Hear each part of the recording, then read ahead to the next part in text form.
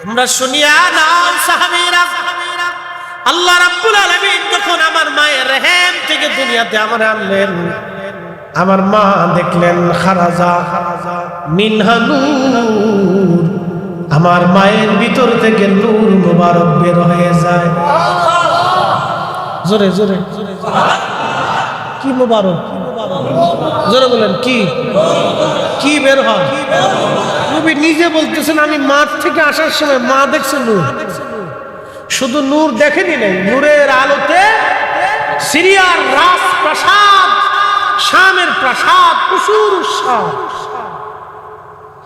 শামের রাজপ্রাসাদ পরিষ্কার দেখা গেছে। আরব থেকে, মক্কাতুল মুকাররমা থেকে, জাবাল আবু কুবাইসের পাহাড়ের পাদদেশে আল্লাহর হাবিবের পবিত্র গৃহ মুবারক, ঘর মুবারক থেকে হযরতে হামেনা রাদিয়াল্লাহু আনহা তিনি দেখেছেন কুসুরুশ শাম, সেই নূরের আলোতে শামের রাজপ্রাসাদ দেখা যাচ্ছে।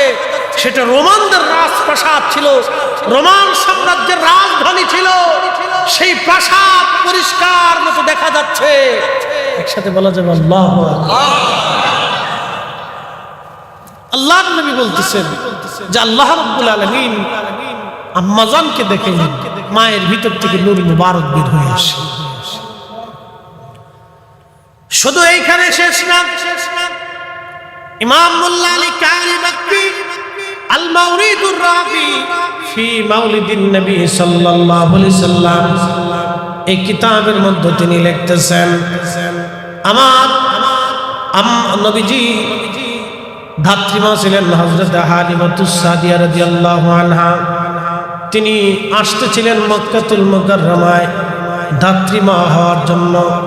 হযরত হালিমা বললেন, দুনিয়ার মানুষে আমার ঘরের মধ্যে বড় অভাব এসে গেল, ক্ষুধার কারণে আমি জীর্ণ শীর্ণ হয়ে গেলাম, আমার উটের দুধ পর্যন্ত কমে গেল, গাধা পর্যন্ত দুর্বল হয়ে গেল, আমার ছোট্ট বাচ্চাটা দুধ না পেয়ে জীর্ণ শীর্ণ হয়ে গেল, এতই পরিমাণে অভাব।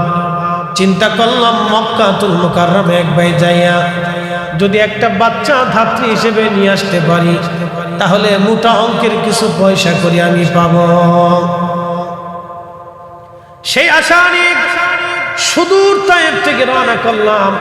যারা হালিমাতুস সাদিয়া রাদিয়াল্লাহু আনহার বাড়ি তায়েফে গিয়েছেন, সেটা বহু দূর। এখন তো রাস্তা হয়ে গেছে, তখন রাস্তাঘাটও ছিল না, পাহাড়ি আঁকা বাঁকা ওই চিকন জীর্ণ শীর্ণ রাস্তা বেয়ে বেয়ে তারা আসতো। কি কঠিন জমানা ছিল সেই দিন।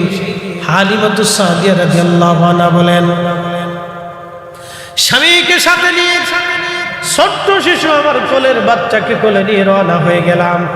আমার ছোট্ট মেয়েটাও সাথে ছিল। একটা উট একটা গাধায় চড়ে আমরা সবাই রওনা হয়ে গেলাম। খুব জীর্ণ শীর্ণ, ধীরে ধীরে ধীরে ধীরে আস্তে আস্তে আমি যে সময় আসি তার 3 দিন আগে সবাই বাচ্চা কাচ্চা নিয়ে চলে গেছে। আমি 3 দিন পরে মক্কায় ঢুকলাম।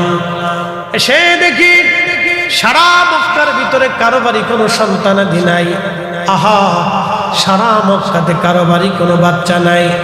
একটা বাচ্চা আছে আমেনার ঘরে, আব্দুল্লাহর সন্তান, কিন্তু সে মারা গিয়েছে। তারা গরিব, বাবা ঘরে নাই, কে আমাদের এই ভরণ পোষণ দিবে? অর্থ গরিব, কে বিনিময় দিবে? কেউ নাই, এতিম বাচ্চা ছিল না। স্বামীকে বললাম, স্বামী চলো আমরা তায়েফে ফিরে চলে যাই। স্বামী ডাকতে বলেন, হালিমা ফিরে তো চলেই যাব, কোনো বাচ্চা তো সারা মক্কায় না, একটা এতিম বাচ্চা আছে। হালিমা রে, ফিরে তো চলেই যাব রে হালিমা, একটা বার চলো, বাচ্চা নেই বা না নেই, চেহারাটা দেখে আসি কেমন। কোথার অভাব, মনস্তাত্ত্বিকতা, এই মানসিকতার অসুস্থতা এক ধরনের। আমি আপনাদেরকে বলি, দোনোটাই কিন্তু আল্লাহর নবীকে কেন্দ্র করে। দুইটা কাকে কেন্দ্র করে? আল্লাহর হাবিবকে কেন্দ্র করে। মক্কা শরীফ রাসূলকে কেন্দ্র করে, মদিনাতুল মুনাওয়ারা রসুলকে কেন্দ্র করে। সব নবীরা আমার রসুলকে কেন্দ্র করে। তাম সৃষ্টি আল্লাহর নবীকে কেন্দ্র করে। সুবহানাল্লাহ কি বাড়ি যায়?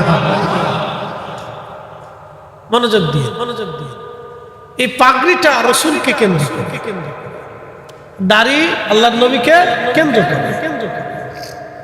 এই মসজিদ এর স্ট্রাকচার এটা আমরা দেই না, এটা আল্লাহর নবী বাতলাই দিয়ে গেছে।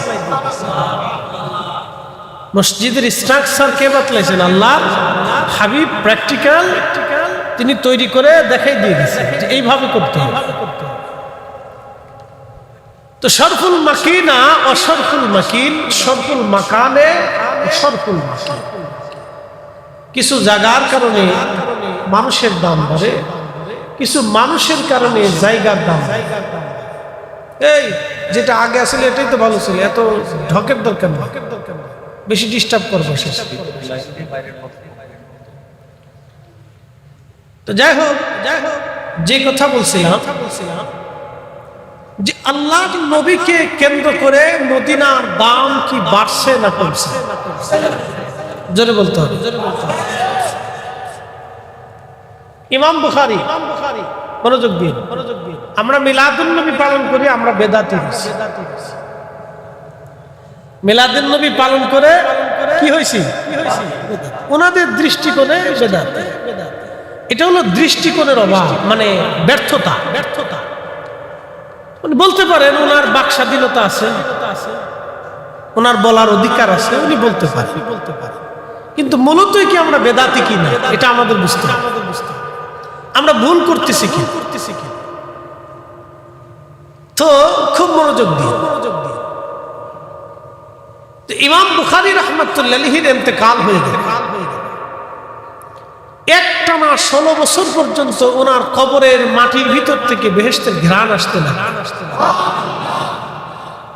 কত বছর? জোরে জোরে না, আরো জোরে।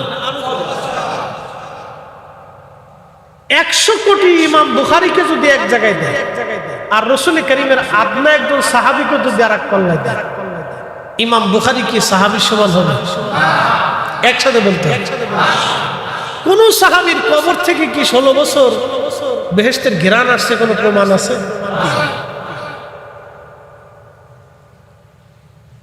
বুঝে থাক। কেন 16 বছর ওনার কবর থেকে ঘ্রাণ আসলো? উনি আল্লাহ রাসূলের হাদিসের বিরাট একটা খেদমত করে গেছেন। কার হাদিসের? আল্লাহ হাবিবের হাদিস শরীফের বিরাট একটা খেদমত। আল্লাহ নবীর কদমের গোলামির জন্য, নবীর কদমের গোলামির জন্য, রাসূল করিমের জবানের পবিত্র কথাকে বিশুদ্ধকরণের মাধ্যমে, সনদের মাধ্যমে সংরক্ষণ করে মুসলিম উম্মাহের যে বিরাট খেদমত উনি করছেন। এই কারণে আল্লাহ পুরস্কার স্বরূপ ওনার কবরটাকে বেহেশতের বাগান বানাইছে। আজকে মিলাদুন নবী মাহফিল কাকে কেন্দ্র করে? নবীকে কেন্দ্র। ইমাম বুখারীর কবর উজালা হলো কাকে কেন্দ্র করে? নবীকে কেন্দ্র। একসাথে বলবেন আল্লাহু আকবার। ইমাম বুখারী যদি রাসূল করিমের জবান মিশ্রিত বাণী হাদিসের খেদমতের কারণে ওনার কবর উজালা হতো, তাহলে আল্লাহ রাসূলের আগমনে সন্তুষ্ট হয়ে আল্লাহর জিকির ফিকির ইবাদতের মজলিস কায়েম করার কারণে আল্লাহ বেজার হবে কেন? কি এক পাগলের দেশে বাস করে। শোনেন, এটা হলো এই মানসিকতা অসুস্থতার। কি কথা কর না কেন? দল আছে না, দলের টানে ঝগড়া, অন্য কিছু। খুব মনোযোগ দিয়ে হাজরাতে ইমামুল আযম আবু হানিফা রাহমাতুল্লাহি আলাইহি যেদিন, আহা ইমাম বুখারীরও বহু বছর আগের একজন ইমাম, ওনার উস্তাদের নাম ইমাম ইব্রাহিম নখী রাহিমাহুল্লাহ, তিনার উস্তাদের নাম হযরত আব্দুল্লাহ ইবনে মাসউদ রাদিয়াল্লাহু আনহু, তিনার উস্তাদের নাম রাহমাতুল লিল আলামিন, আর তিনার উস্তাদের নাম রব্বুল আলামিন। বুঝেন, আল্লাহর ছাত্র আমার নবী, নবীজির ছাত্র হযরত আব্দুল্লাহ ইবনে মাসউদ, তিনার ছাত্র ইমাম ইব্রাহিম নখী রাহিমাহুল্লাহ, তিনার ছাত্র পৃথিবীর সর্বশ্রেষ্ঠ আলেমদের একজন ইমাম আবু হানিফা রাহমাতুল্লাহ আলাইহি। ও বাজান, 80 বছর পর্যন্ত, দুঃখিত 40 বছর পর্যন্ত এশার ওযু দিয়ে একটানা 40 বছর ফজরের নামাজ পড়েছেন। তিনি আমাদের মাযহাবের ইমাম। কত বছর? যা কোনো সাহাবীর জীবনের ইতিহাসে নেই, যা কোনো সাহাবীর জীবনের ইতিহাসে নেই, কোন সাহাবীর জীবনের ভিতরে নাই। আমাদের হুজুর গাউসে পাকের জীবনের আমলটাও ছিল, খুবই মনোযোগ দিবেন, যা কোনো সাহাবীর জীবনে নাই। একটানা 40 বছর এশার ওযু দিয়ে ফজর পড়েছেন। এই কথাটা আমি লিখি নাই, বিশ্ববিখ্যাত ইমাম ইবনে কাসির আল বিদায়া ওয়ান নাহর ভিতরে ইমামুল আজম আবু হানিফা রাহিমাহুল্লাহর জীবনী লিখতে যায় তিনি নিজে লিখেছেন। বিশ্ববিখ্যাত ইমাম একটানা 40 বছর এশার ওযু দিয়ে ফজরের নামাজ পড়লেন, যা কোনো সাহাবীর জীবনের ইতিহাসে নাই। তাহলে যেটা সাহাবী করলো না, নবী করলো না, ইমাম আজম আবু হানিফা করার কারণে বেদাতি হয়ে গেছে।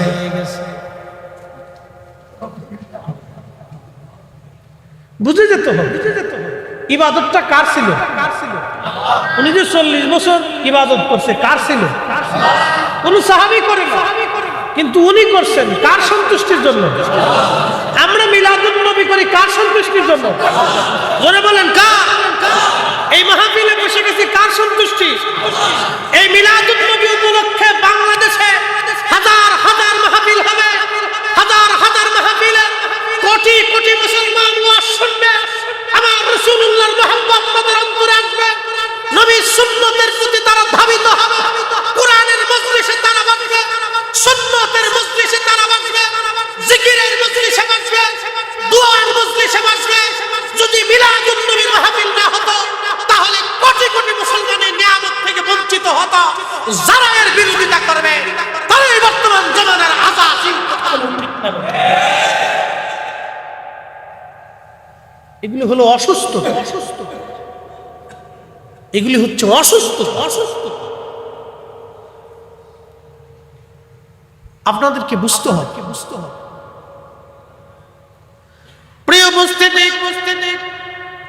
আমি সূক্ষ্ম একটা পয়েন্ট থেকে আপনাদেরকে বুঝাইলাম, আমি একটু আগাই যাই। বিশ্ববিখ্যাত একজন ইমাম, তিনি ঘুমিয়ে আছেন জান্নাতুল বাকির ভিতরে। তার নাম ইমাম মালিক ইবনে আনাস রাদিয়াল্লাহু আনহু, যার ইমাম মালিকি মাযহাব, যাকে বলা হয় ইমাম মালিক রাহিমাহুল্লাহ, যিনি 80 বছর মদিনাতে কাটিয়েছিলেন, একটা সেকেন্ডের জন্য কোনোদিন জুতা পরেন নাই। আমার দিকে তাকাবেন, আমাদেরকে সুস্থ মস্তিষ্কে বুঝতে হবে। আমাদের আসলে কিছু অসুস্থতাও আছে, কিছু বক্তারাও আছে তাদের এক ধরনের মানসিক অসুস্থতা মনে করে। মনোযোগ দিয়ে ইমাম মালিক রাহিমাহুল্লাহ 80 বছরের জীবনে উনি মদিনাতে কোনোদিন জুতা পরেন। মদিনার হাউদ তো চিনেন, যারা মদিনাতে গেছেন, একটা সীমানা আছে, ওই সীমানার ভিতরে দাজ্জাল ঢুকতে পারবে না।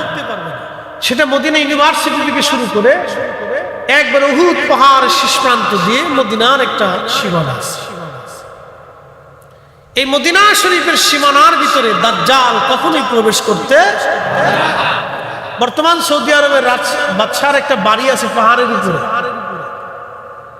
ওই পাহাড়টা মদিনার সীমানার বাহিরে চলে গেছে। অর্থাৎ দাজ্জাল ওই পাহাড়ের পাশ দিয়ে আসার চেষ্টা করবে, কিন্তু ফেরেশতারা মদিনা শরীফের চারপাশে পাহারা দিতে থাকবে। দাজ্জাল যখনই আসবে ফেরেশতারা তখনই দাজ্জালকে পিটাবে। আল্লাহু আকবার। খুব মনোযোগ দিয়ে হযরত ইমাম মালিক 80 বছর মদিনা শরীফে জুতা করলেন না, জুতা পায়ে দিলেন না, থুতু নিক্ষেপ করলেন না। মদিনা শরীফের সীমানার ভিতরে তিনি পায়খানা পেশাব করলেন না। আপনি একটু ফিকির করবেন, চিন্তা করবেন, কত গরম, প্রচন্ড গরমে পায়ের মধ্যে ফুসকা পড়লেও তিনি পায়ে হেঁটে হেঁটে মদিনার সীমানার বাহিরে যাইয়া পেশাব পায়খানা সারতেন। থুতু নিক্ষেপের প্রয়োজন হলে মদিনার মাটির মধ্যে ফেলতেন না। আহা, কত বড় আদব! এখন প্রশ্ন করি, জবাব দিবেন।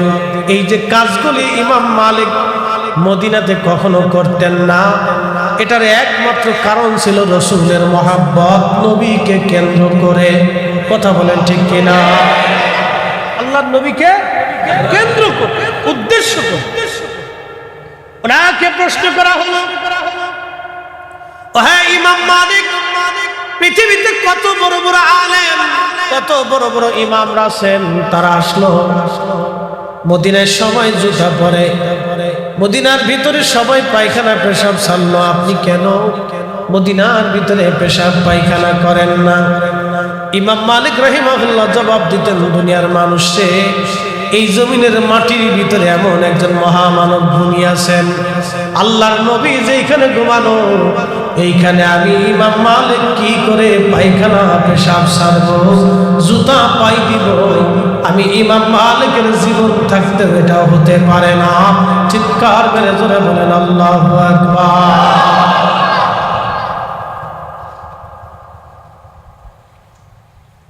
আল্লাহর নবীর ভালোবাসা 100 বছর আল্লাহর নবীর সঙ্গে তার স্বপ্নে জিয়ারত হয়ে গেল। সুবহানাল্লাহ। কি আছে? প্রশ্ন করি, জবাব দিবেন। কোন বেদাতির সঙ্গে কি নবী দেখা দেয়? কোন বেদাতির সঙ্গে কি নবী দেখা দেয়? আবার বলেন, কোন বেদাতির সঙ্গে কি নবী দেখা দেয়? জুতা পরলেন না, পায়খানা করলেন না, পেশাব করলেন না, থুতু ফেললেন না, যা কোন সাহাবীর জীবনের ইতিহাসের মধ্যে লেখা নাই। কিন্তু ইমাম মালিক সেটা করলেন। সাহাবী যেটা করলো না, ইমাম মালিক সেটা করলো। ইমাম মালিক যেটা করেছেন সেটা রসুলকে কেন্দ্র করে, নবীর সম্মানের জন্য করার কারণে আল্লাহর নবী তার সঙ্গে 100 বার স্বপ্নে দেখা দিয়েছে। মিলাদুন নবী কাকে কেন্দ্র করে? জোরে জোরে জোরে জোরে জোরে। এই মাহফিল কাকে কেন্দ্র করে? এই মাহফিল কাকে কেন্দ্র করে? বেদাতি হয়ে জাহান্নামে গেলেও আপত্তি কি? আপত্তি আছে নি আপনাদের? কোন আপত্তি নাই। আমরা রসুলকে কেন্দ্র করে বাগান সাজাচ্ছি। কেউ অসন্তুষ্ট হলেও আমাদের কিছু করার, কারণ রসুলকে কেন্দ্র করে মাহফিল সাজাইছি। আল্লাহু আকবার। ভুবনের প্রিয় মুহাম্মদ এলো রে দুনিয়া,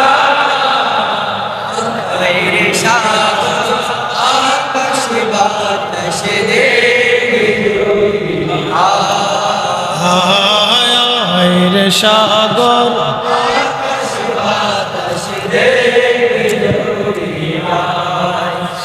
ধুলির ধরা বেহেশত, ধুলির ধরা বেহেশত জয় করিল দিল রে লাজ।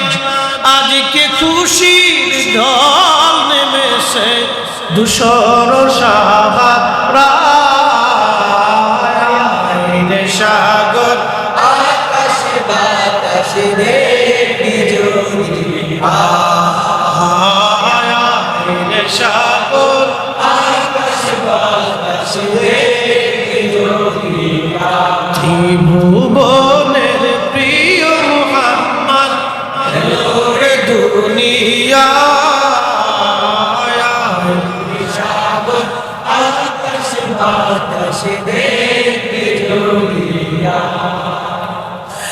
মুসলমান চট্টগ্রামবাসী খুবই মনোযোগ দিয়ে কথাগুলি শুনবেন। আমি যে কথাগুলি বললাম বিশ্ববিখ্যাত ইমাম হযরত শাহ ওয়ালিউল্লাহ মুহাদ্দিস দেহলভী রাহমাতুল্লাহ আলাইহি ওনার মতো আলেম কোন মা এই উপমহাদেশে আর দ্বিতীয়টা জন্ম দিতে পারবে না। শাহ সাহেবের মতো মুহাদ্দিস এই উপমহাদেশের মুহাদ্দিস কুল শিরোমণি শাহ ওয়ালিউল্লাহ মুহাদ্দিস দেহলভী রাহমাতুল্লাহ আলাইহির মতো কোন আলেম এই জমিনে আর কোন মা কোনদিন জন্ম দিতে পারবে না। আদ-দুররুস সামিন ফি মুবাশশিরাতিন নবিয়্যিল আমিন এই কিতাবের মধ্যে তিনি লেখেন ওনার আব্বা হুজুর বিশ্ববিখ্যাত ওলি এবং মুহাদ্দিস শাহ আব্দুর রহিম মুহাদ্দিস দেহলভী রাহমাতুল্লাহ আলাইহি ওনার পীর মুর্শিদ হযরত শাইখ আল্লামা আব্দুল্লাহ আকবরাবাদী রাহমাতুল্লাহ আলাইহি ওনার পীর মুর্শিদ হযরত শাহ আদম বিন নুরি রাহমাতুল্লাহ আলাইহি তিনার পীর মুর্শিদ হাজার বছরের মুজাদ্দিদ শাইখুনা ইমামনা হযরত মুজাদ্দিদ আল ফসানি সিরহিন্দি রাহমাতুল্লাহ আলাইহি আল্লাহর মহান ওলি প্রত্যেক বছরে মিলাদুন নবীর মাহফিল করতেন। প্রত্যেক বছরে রবিউল আউয়াল মাসে তিনি মিলাদুন নবী সাল্লাল্লাহু আলাইহি সাল্লামের মাহফিল সাজাইতেন। গরুর গোশত ভুনা করে খাসির গোশত ভুনা করে সবাইকে মেহমানদারি করতেন। এক বছর দারুর অভাব এসে গেল, তেমন কোন ইন্তজাম ওনার কাছে নাই। শাহ ওয়ালিউল্লাহ মুহাদ্দিস দেহলভী রাহমাতুল্লাহ আলাইহি বলেন আমার আব্বা জান ছোলার চনা বুট এনে সবাইকে ছোলার চনা বুট রান্না করে মিলাদুন নবী পালন করলেন। মেহমানদারি শেষ হয়ে গেল, বাড়ি চলে গেলেন সবাই। রাত্রিবেলা শাহ আব্দুর রহিম মুহাদ্দিস দেহলভী রাহমাতুল্লাহ আলাইহি ঘুমানো, স্বপ্নের ঘরে দেখতেছে রাহমাতুল লিল আলামিন তশরীফ এনেছে। বেদাতিরে নবী স্বপ্ন দেখা, বেদাতিরে নবীজি স্বপ্ন দেখা, কোন শিরিকিকে নবী স্বপ্ন দেখা কখনোই কখনোই পৃথিবী উল্টে যাবে। কোন বেদাতিকে নবী স্বপ্ন দেখাবে, কোন বেদাতিকে নবী স্বপ্ন দেখায় না, কোন পাপিষ্ঠকে নবী স্বপ্ন দেখে না। আল্লাহর নবী যার উপরে খুশি তাকেই শুধু নবীজি স্বপ্ন দেখান। সহিহুল বুখারীর কিতাবুর রিক্কাতে আল্লাহর নবী বলেন মান রানি ফিল মানামি ফাকাদ রাল হক, যে আমাকে স্বপ্ন দেখলো সে বাস্তবে আমি নবীকে দেখলো। যে স্বপ্ন দেখেছে সে বাস্তব নবী দেখেছে। আমি নবী নিজে গিয়েছি, নবী গেছি ছবি যাই নাই। নবী আসে ছবি আসে না, নবী নিজে স্বপ্নে আসেন ছবি আসে না। আল্লাহর নবী বললেন যে আমাকে স্বপ্ন দেখেছি সত্যি সে আমি নবীকেই দেখলো, কারণ আমি নবীর সুরত শয়তান ধরতে পারে না। পৃথিবীর সব কিছুর সুরত শয়তান ধরতে পারে, কিন্তু আমি নবীর সুরত শয়তান ধরতে পারে না। আমি নবী স্বপ্ন দেখা দিলাম তো বাস্তবেই দেখা দিলাম, আমি নবী কথা বললাম তো বাস্তবেই কথা বললাম। শাহ ওয়ালিউল্লাহ মুহাদ্দিস দেহলভী আদ-দুররুস সামিনের ভিতরে তিনি লিখতেছেন আমার আব্বা জান স্বপ্ন দেখতেছেন আল্লাহর নবী জান্নাতের ভিতরে, জান্নাতুল ফিরদাউসে খাজিনার ভিতরে ওই সোনার চড়া বুটগুলি সামনে নিয়া আমার নবীজি মুস্কি মুস্কি শাহ সাহেবের দিকে তাকায়া হাসতেছে। জোরে বলা যাবে কি সুবহানাল্লাহ। শোনেন, এগুলি আমরা নিয়ে অনেক সময় আজের ঝগড়া। রাসূল কারীমের শান কত আমি শুধু কোরআন থেকে একটু বুঝতে এত দলিল লাগে, একটা আয়াত আপনি বুঝলে শেষ। এটা নিয়ে এই যে বিতর্ক করা যে মিলাদুন নবী করা যাবে না, এই যে বিতর্ক করা, এটা এক ধরনের অসুস্থ মস্তিষ্ক রোগ আমি বলা চলে। এটা একটা রোগ মাথার ভিতরে ঢুকছে, এটা আর বের করতে পারতেছে, মানে একটা ঢুকছে আর বেরোচ্ছে না, যেটা ঢুকে গেছে ওটা নিয়ে করে দিচ্ছে। একটু চিন্তা করেন তো, আজকে বাংলাদেশে বৃষ্টি বাদলের দিনে কে মাহফিল করতে যায়? সারা দেশে লক্ষ লক্ষ মসজিদ আছে, হাজার হাজার মাদ্রাসা আছে, সব মাদ্রাসায় কিন্তু মিলাদুন নবীর মাহফিল হয় না, সব মসজিদে মিলাদুন নবীর মাহফিল হয় না। আল্লাহ যারে কবুল করছে তাকে দিয়ে এই মাহফিল সম্ভব, কথা বলে।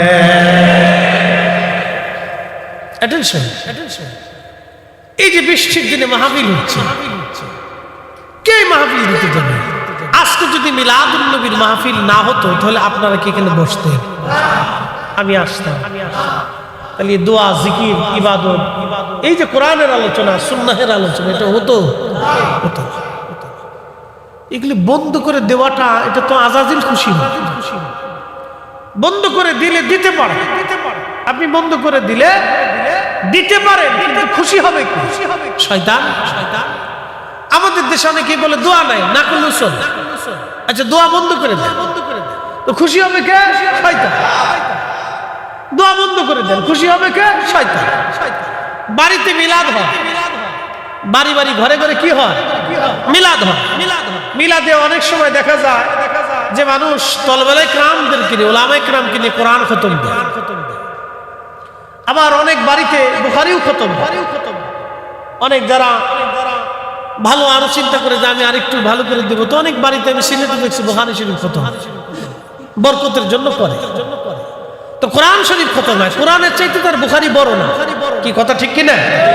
কোরআনের চাইতে তার বুখারী বড় না। কোরআন খতম যেখানে, তো বরকতের জায়গা, তো কোরআন খতম হয়। এখন ফতোয়া দিলেন যে এটা বেদাত, তো বন্ধ করে দিচ্ছেন, তো বাড়িতে আর কি হয় না? কোরআন খতম হয়। তো লাভ হয়েছে কেন? শয়তানের। লাভ কার হয়েছে? আমরা বন্ধ করে দিলে দিতে পারি, লাভ কিন্তু শয়তান, আমাদের কোনো লাভ। প্রিয় উপস্থিতি, খুব মনোযোগ দিয়ে কোরআন শরীফ বলতেছে, ওয়াইদা আখাযাল্লাহু মিসাকান নাবিয়্যিন। আজকে যেরকম আপনারা সবাই বসে গেলেন, আমি শুধু ঢাকা থেকে জুমার নামাজ পড়ে রওনা করলাম, আপনাদের মাঝে আসলাম। চিন্তা হলো হুজুর আসবে, কিছু কথা শোনাবে। আল্লাহ রাব্বুল আলামিন তখনও মানব জাতি দুনিয়াতে পাঠান নাই, মানব জাতি দুনিয়াতে পাঠান নাই। আল্লাহ কেবলমাত্র ওই রুহের জগতে, মেসাকের জগতে আমার আল্লাহ পাক একটা সম্মেলন ডাক দিলেন। এই সম্মেলনে আমরা ছিলাম না শুধু 1,24,000 নবী এবং 313 জন রাসূল ছিলেন। 1,24,000 নবী, 313 জন রাসূল এই সম্মেলনে ছিলেন। আল্লাহ আরেকটা সম্মেলন ডাক দিলেন, সেটা সমস্ত রূহের জগতের সবাই আমরা ছিলাম। ওই সম্মেলনে আমার মালিক জিজ্ঞেস করলেন, আলাস্তু বিরাব্বিকুম, আমি কি তোমাদের রব নই? সেই দিন সবার আগে যিনি বালা বলে ডাক দিয়েছিলেন তিনি অন্য কেউ না, তিনি রাহমাতুল লিল আলামিন। আর আমার নবীর পিছনে পিছনে আগে আগে যারা বালা বলে ডাক দিয়েছিলেন তারা নবী এবং সাহাবায়ে কেরাম, এবং এরপরে আমরা। আল্লাহু আকবার। সেই দিন আমরা সবাই বালা বলেছিলাম, হ্যাঁ আপনি আমাদের রব। এই সম্মেলন সমস্ত রূহ সবাই ছিল, কিন্তু আরেকটা সম্মেলন আল্লাহ করলেন। সেই সম্মেলনে শুধু 1,24,000 নবী রাসূলকে আল্লাহ বসাইয়া, আমার রাসূলকে পাশে বসে আমার আল্লাহ আমার নবীর মর্যাদার কথা নবীদের সামনে ব্যক্ত করেছিলেন। একবার জোরে বলা যাবে কি আল্লাহু আকবার। আল্লাহ বলেন ওয়াইস স্মরণ করেন নবী আমার সেই দিনের কথা আখাযাল্লাহু মিসাকান নাবিয়্যিনা লামা আতাইতুকুম মিন কিতাবিন ওয়া হিকমাতিন সুম্মা জাআকুম রাসূলুম মুসাদ্দিকুন লিমা মাআকুম লা তু'মিনুন্না বিহি। আল্লাহর কোরআন বলতেছে হুজুর সমস্ত নবীদেরকে আমি আল্লাহ বসাইয়া সেই দিন নবীদের কাছ থেকে ওয়াদা নিয়েছিলাম, যেটাকে আলমে মেসাকের জগৎ বলা হয়। আমি আপনাদেরকে আলম সম্পর্কে অভিহিত করি। মোল্লা আলী কারি মাক্কি আল মাউরিদের মধ্যে তিনি লেখেন আল্লাহ সৃষ্টির মধ্যে 18,000 আলম আছে। 18,000 আলম অনেকেই না বুঝে বলে 18,000 মাখলুকাত। আসলে মাখলুক 18,000 না, বিজ্ঞানের গবেষণা অনুযায়ী পৃথিবীতে 4 লক্ষ প্রজাতির জীব এবং জীবন আছে।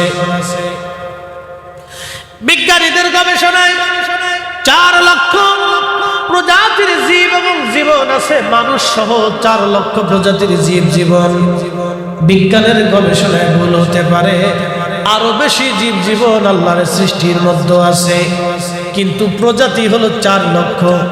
মানুষ, গরু, ছাগল, হাঁস, মুরগি, ভেড়া, বকরি, কুত্তা, বিলাই, যত প্রজাতির জীব জানোয়ার সৃষ্টির মধ্যে আছে সব মিলে 4 লক্ষ প্রজাতির জীব জানোয়ার। 4 লক্ষ প্রজাতির জীব আল্লাহর পৃথিবীর মধ্যে আছে। মোল্লা আলী কারি লিখতেছেন 18,000 মাখলুক না, 18,000 আলম। আলম মানে জগৎ, আলামিন মানে জগৎ সমূহ। আলমকে একটা জগৎ বোঝানো হয়। যে পৃথিবীর মধ্যে আপনি আছেন এই পৃথিবীটা একটা জগৎ। এই পৃথিবীর পরে কবরের জগতে আপনি চলে যাবেন, সেটা আলমে বারজাখের জগৎ, কবরের জিন্দেগি বলা হয়। এখন আপনি আছেন দুনিয়ার জগতে, তার আগে ছিলেন আপনি রেহেমের জগতে। মায়ের পেটের ভিতরে 6 মাস সর্বনিম্ন সীমা, কারো 10 মাসও হতে পারে, 8 মাসও হতে পারে, 7 মাসও হতে পারে, 9 মাসও হতে পারে, কিন্তু সর্বনিম্ন সীমা হলো 6 মাস। মায়ের রেহেমের ভিতরে আল্লাহ আপনাকে তৈরি করলেন। কোরআন বলতেছে বাদা খালকাল ইনসানি মিন তিন, আমি মানব জাতির সৃষ্টির সূচনা করেছি মাটি থেকে, আমি মানুষের সৃষ্টির সূচনা করলাম। সুম্মা জাআলা নাসলাহু মিন সুলালাতিন মিন মাইন মাহিন, এবং মানুষের বংশ বিস্তার করলাম মিন সুলালাতিন মিন মাইন মাহিন, বাবার শরীর থেকে পৃষ্ঠদেশ থেকে নির্গত এক প্রকারের পানি, মায়ের বক্ষ থেকে নির্গত এক প্রকারের পানি। 2 পানিটাকে আল্লাহ মায়ের আধারে নিরাপদ স্থানে আল্লাহ পাক জমা করলেন, একত্রিত করি আমার রব আমার আল্লাহ রাব্বুল আলামিন 40 দিন পর্যন্ত এই পানিটাকে মায়ের রেহেমে আল্লাহ রিফাইন করলেন। 40 দিন পর্যন্ত রিফাইন করার পরে পানিটাকে রক্তপিণ্ড বানানো হলো। আল্লাহর কোরআন বলতেছে খালাকাল ইনসানা মিন আলাক, আমি রব্বুল আলামিন রক্তপিণ্ড থেকে মানব জাতি বানাইলাম। খুব মনোযোগ দিয়ে রক্তপিণ্ড আরো 40 দিন পর্যন্ত মায়ের রেহেমে আল্লাহ রিফাইন করতে লাগলেন। 40 দিন পরে সেটা গোশতখণ্ড হয়ে গেল। গোশতখণ্ড হয়ে যাওয়ার পরে আরো 40 দিন ওই গোশতখণ্ডটাকে রিফাইন করতে করতে করতে করতে আল্লাহ অস্থি বানাইলেন, হাড় বানাইলেন, চোখ বানাইলেন, পেট বানাইলেন, কান বানাইলেন, দেহ বানাইলেন, কলজা, ফেফসা, নাড়ি ভুঁড়ি, হাত পা সব আল্লাহ দিয়াইলেন। 4 মাস পরে 120 দিন পরে আমার মালিক আমার আল্লাহ মায়ের রেহেমের ভিতরে আমার জীবন রুহের জগতে ছিলাম, ওই রুহের জগৎ থেকে আনিয়া আল্লাহ মায়ের রেহেমের ভিতরে আমার ঢুকাই দিলেন। এর আগে কোন জগতে ছিলাম? রুহের জগতে, কিন্তু কিছু মনে নেই। আল্লাহু আকবার। না না হয় না, আরো জোরে। আর জোরে বলেন আল্লাহু আকবার। এই কুদরতের মালিক কে? আল্লাহ। মানুষের কোনো শক্তি নেই। আমরা অর্থবিত্ত হইলে, টাকা পয়সা হলে, ক্ষমতা হইলে পাগল হয়ে যায়, দিশাহারা হয়ে যায়। এটা অন্যায়। আল্লাহ বলতেছেন তুমি কিছুই ছিলে, মৃত ছিলে, অস্তিত্বহীন ছিলে, আমি তোমাকে অস্তিত্ব দিয়েছি। তুমি কিচ্ছু ছিলে, আমি আল্লাহ তোমাকে দিয়েছি। এই যে মানুষের কিছু ক্ষমতা আসলে, আগে যারা ছিল ডোন্ট মাইন্ড, কে দল করেন না করেন আমি জানি না। আগে একসময় যারা ছিল তারাও বেপরোয়া হয়ে গেছে। এখন যারা আশপাশ দিতেছে তারাও এখন বেপরোয়া হয়ে গেছে, মানে পাগল পারা হয়ে যায়। এটা পাইলে অনেকে দিশাহারা হয়ে গেছে। ডোন্ট মাইন্ড, মনে কিছু নেবেন না। এগুলি পাওয়াতে আমাদের কোনো উপকার নেই। চেঙ্গিস খান একসময় পাইছিল 2 কোটি মানুষ মেরে দিয়েছে। হালাকু খান পাইছে 16 দিনে বাগদাদে 16 লক্ষ মানুষ হত্যা করছে। যে যখন পায় সে সকলেই বেপরোয়া হয়ে যায়, কিন্তু সে জানে না যে আর কিছুদিন পরে সে পৃথিবী থেকে আর থাকবে না, অস্তিত্বহীন হয়ে যাবে। সে একদিন কিছুই ছিল না, সে আল্লাহর কাছে ফিরে চলে যাবে। অবশ্যই আমাদেরকে আল্লাহর কাছে ফিরে চলে যেতে হবে। কথা বলেন ঠিক কিনা? এগুলি আসার পরে গর্ব, অহংকার, দেমাগ, এগুলি ক্ষমতা দেখানো, ব্যবহার করা, অপব্যবহার করে এগুলি অন্যায়। প্রিয় উপস্থিতি, খুব মনোযোগ দিয়ে আল্লাহ রাব্বুল আলামিন কোরআন শরীফে বললেন, বান্দা আমি তোমাকে সৃষ্টি করলাম মায়ের আধারে, পেটের ভিতরে এক বিশেষ স্থানে, নিরাপদ জায়গা। 4 মাস সময় রুহের জগৎ থেকে আল্লাহ রূহ কানে এনে আপনার দেহ মুবারকে আল্লাহ ফিট করে দিলেন। জোরে বলা যাবে সুবহানাল্লাহ। এই জগতের মালিক কে? এখন আসেন, আমরা হিসাবে কয়টা জগৎ পেয়েছি? 1 নম্বর রুহের জগৎ।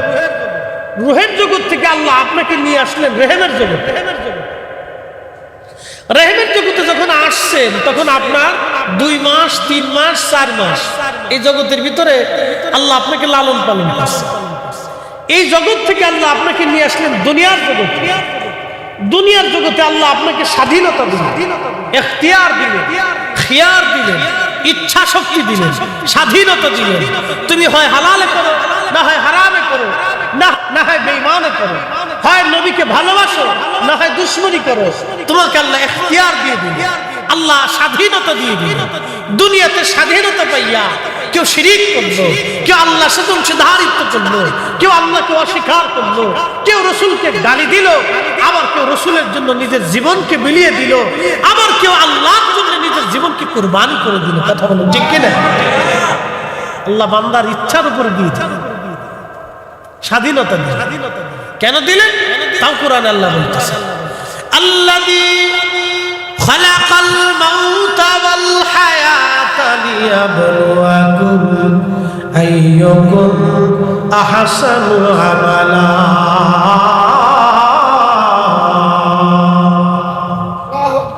কোরআন বলতেছে তোমার হায়াত, মউত, জিন্দেগি আমি রব্বুল আলামিন, আমি আল্লাহ এই হায়াতি মউতি জিন্দেগি আমি আল্লাহ রব্বুল আলামিন নির্বাচন করলাম, সৃষ্টি করলাম আমি আল্লাহ পরীক্ষা করার জন্য। আইয়ুকুম আহসানু আমালা, কে উত্তম আমল করো, ভালো আমল করো, আমি রব্বুল আলামিন সেটা দেখব।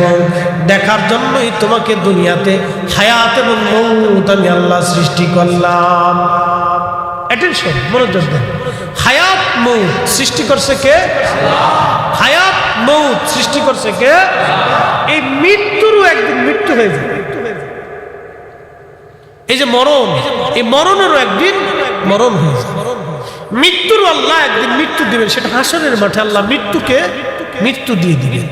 ওই সময় থেকে আর কেউ মৃত্যু হবে না, মরণেরও মরণ হয়ে যাবে। ওই সময় থেকে আল্লাহ আর কারো মৃত্যু আল্লাহ রাব্বুল আলামিন দিবেন না, মৃত্যুর মরণ হবে। আল্লাহ বললেন তোমাদের জীবনে পৃথিবীতে আমি আল্লাহ তোমাদেরকে পাঠাইলাম একটা কারণে, আইয়ুকুম আহসানু আমালা, কে উত্তম আমল করো, ভালো কাজ করো, আমি সেটা দেখব। পৃথিবীর মধ্যে কে ভালো কাজ করো আমি আল্লাহ সেটা দেখব। সেটা দেখার জন্যই আমি রব্বুল আলামিন তোমাদেরকে পাঠাইলাম। খুব মনোযোগ দিয়ে আল্লাহ রাব্বুল আলামিন দুনিয়াতে দুনিয়াতে আমাদেরকে পাঠাইলেন, দেখেন আমাদের হাতে কোনো ক্ষমতা নাই, শক্তি নাই। ওই যে রেহেমের জগতে, রুহের জগতে ছিলাম, আলমে আরফাতে ছিলাম, সেখান থেকে আল্লাহ রেহেমের জগতে আনলেন। রেহেম থেকে আমার আল্লাহ পাক দুনিয়ার জগতে আনলেন। দুনিয়ার জগৎ থেকে আমার আল্লাহ কবরের জগতে নিয়ে যাবেন। কবরের জগৎ শেষ হয়ে যাওয়ার পরে আমার রব আমাদেরকে আবার হাসরের জগতে উঠাবেন। যেটা বলা যাবে সুবহানাল্লাহ। এই সব জগতের রবকে, রবকে, রহমতকে, রহমত আল্লাহ না তো, রহমত নবী। রবকে, রহমতকে, রবকে, রহমতকে, রুহের জগতে রহমত নবী, রুহের জগতে রবকে, রহমতকে, রেহেমের জগতে রবকে, রহমতকে, দুনিয়ার জগতে রবকে, রহমতকে, কবরের জগতে রবকে, রহমতকে, হাসরের ময়দানে রবকে, রহমতকে, জান্নাতের জগতের রবকে, রহমতকে। আপনি রাসূলকে বাদ দেওয়ার তো কোনো সুযোগ নেই, আল্লাহ নিজেই জড়ায় রাখছে। আলহামদুলিল্লাহি রাব্বিল আলামিন। সব জগতের রহমত রব আমি আল্লাহ হাবিব, আপনাকেও মাহরুম করি নাই। শুনে যান, উম্মতকে জানায় দেন, ওমা আরসালনাকা ইল্লা রাহমাতাল লিল আলামিন। চিৎকার করে জোরে বলেন মারহাবা। শ্রেষ্ঠ নবী দিলাম রে তরিয়ে নিতে রোজ হাসরে, শ্রেষ্ঠ নবী দিলাম রে তরিয়ে নিতে রোজ হাসরে। পথ না ভুলি তাই তো দিলে, পথ না ভুলি তাই তো দিলে, পাক কুরআনের বাণী খুদা তোমার মেহেরবানি। সুন্দর ফুল, সুন্দর ফল,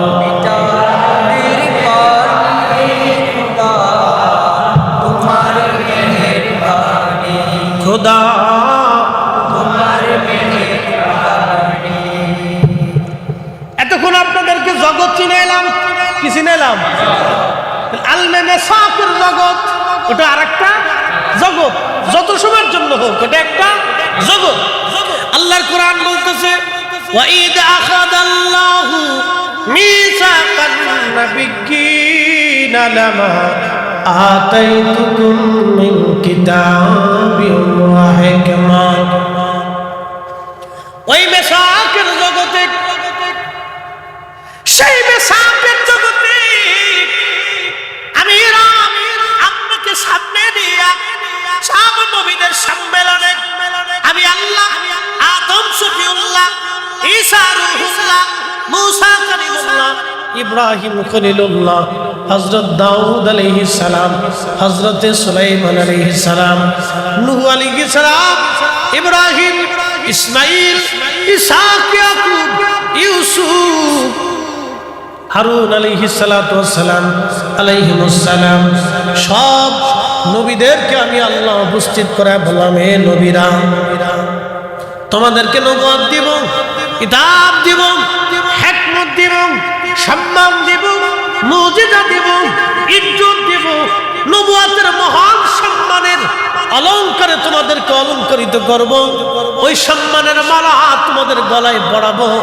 কিন্তু শর্ত হলো, সুম্মা জাআকুম রাসূল, আমার যে রসুল দেখতেছো, এই রসুল যদি তোমাদের মাঝে যায়, আমার যে নবী দেখতেছো, দেখেন তখন নবীরা নবুয়ত পাই নাই, নবুয়ত পাই নাই।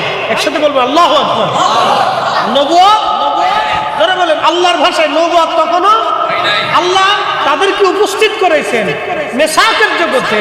কিসের জন্য? আল্লাহ ওয়াদা নেওয়ার জন্য। নবুয়ত দিব, কিন্তু শর্ত হলো আমার এই রাসূল। আল্লাহু আকবার।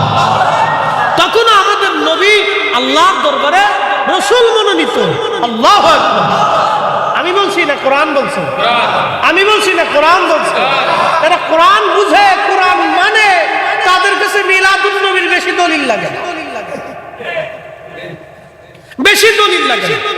ঝগড়া করার প্রয়োজন নেই তো। ও সিরাতুন নবী যার, মিলাদুন নবী যার। কি কথা কর না?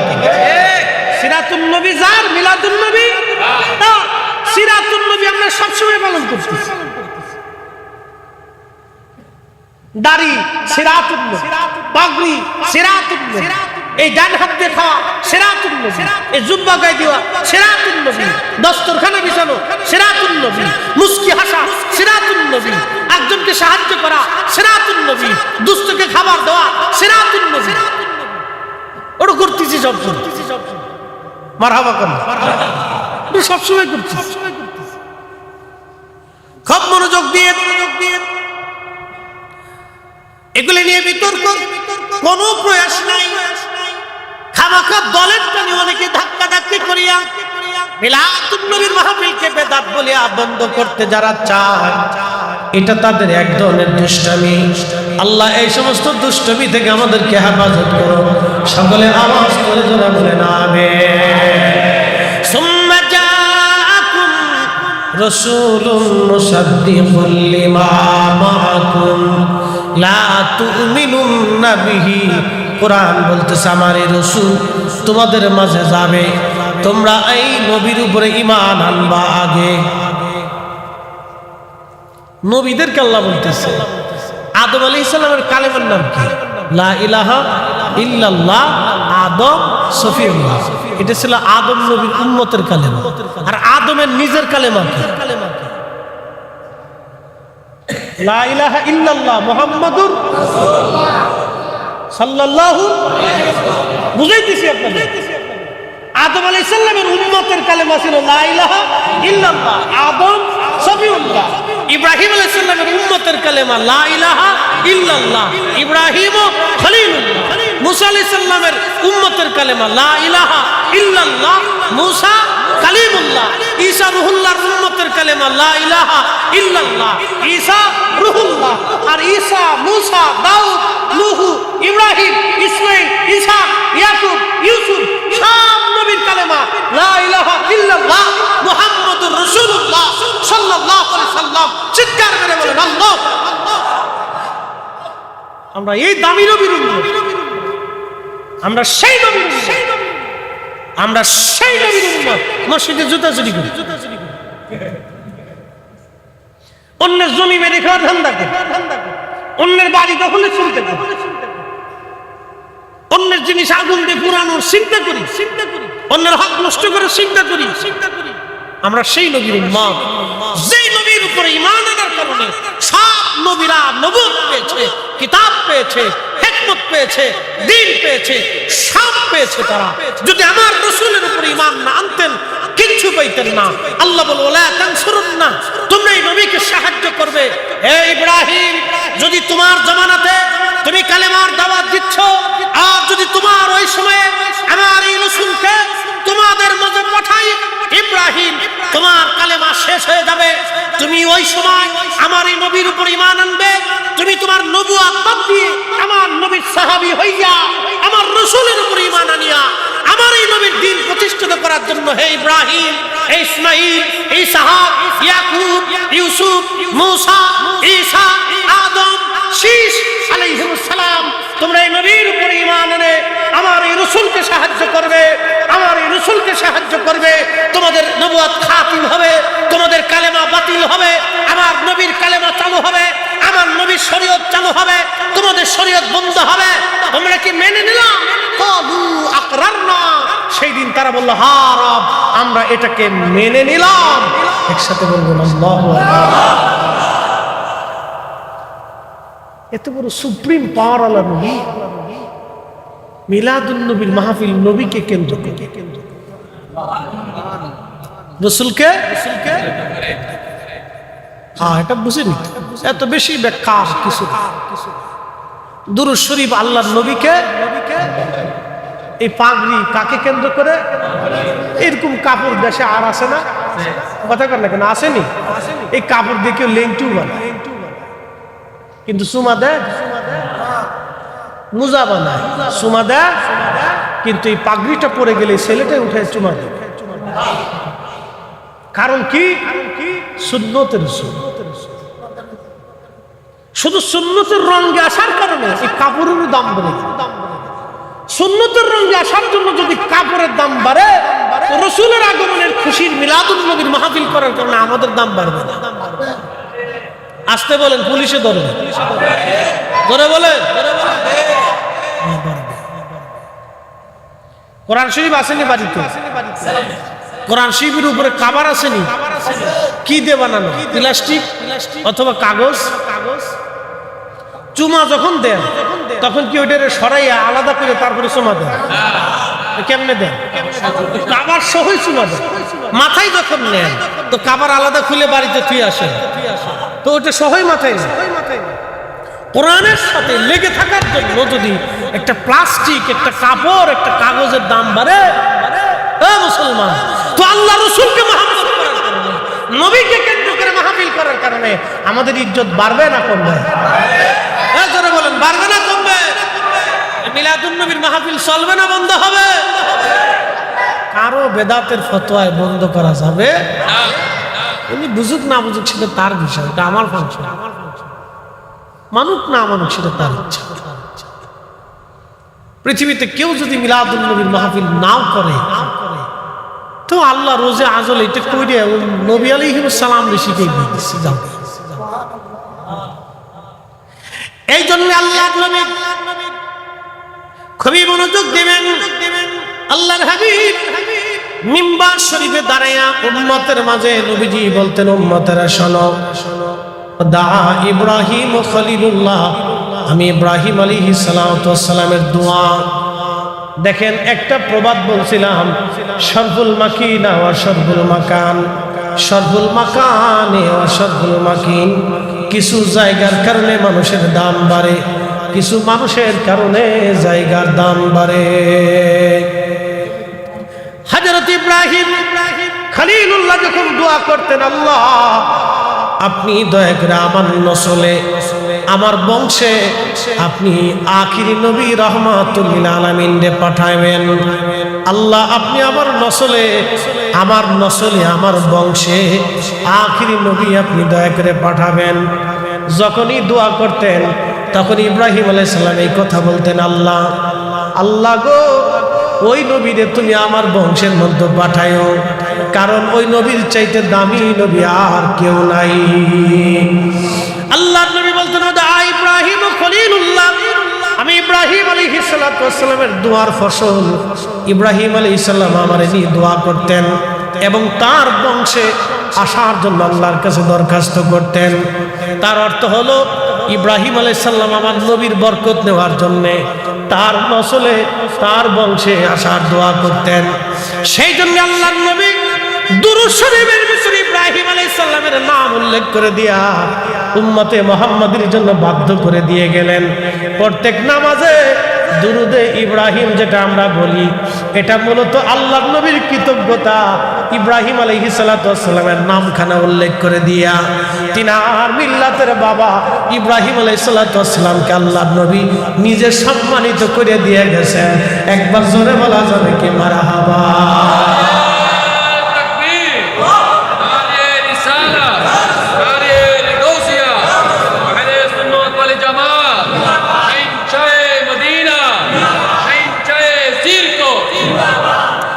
ইব্রাহিম আলাইহিস সালামের নাম দুরূদের মধ্য দিয়ে নবীজি কৃতজ্ঞতা প্রকাশ করে গেলেন, ইব্রাহিম আলাইহিস সালামের সম্মান বাড়ায় দিয়ে গেলেন। কারণ তিনি ইব্রাহিম আলাইহিস সালাম আমার নবীর জন্য দোয়া করতেন, আল্লাহ আমার নসলে পাঠায়ো, আমার বংশে তুমি আখিরি নবী পাঠায়ো, আখিরি নবী পাঠায়ো।